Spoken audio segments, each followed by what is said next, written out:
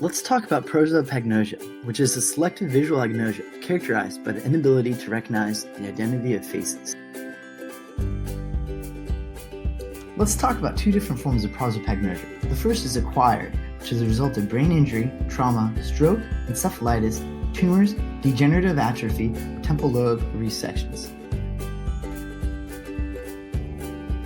And the second form of prosopagnosia is developmental, which means that there's no obvious structural lesions and is perhaps rarer in the patient population. Life with prosopagnosia is difficult. Imagine not being able to recognize faces of familiar friends or loved ones. This is what many people experience regularly. The psychosocial consequences of prosopagnosia is quite severe.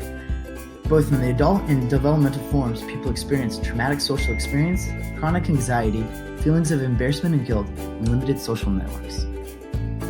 There are different models of face recognition.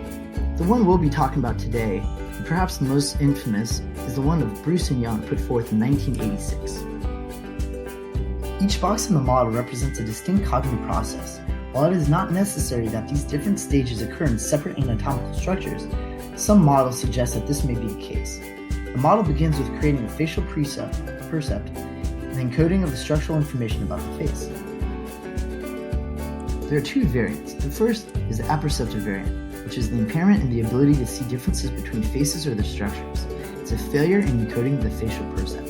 The second is the associative variant, and this is when people can perceive structures accurately on a test of facial imagery, but cannot recall the faces of familiar people. Thanks for following along.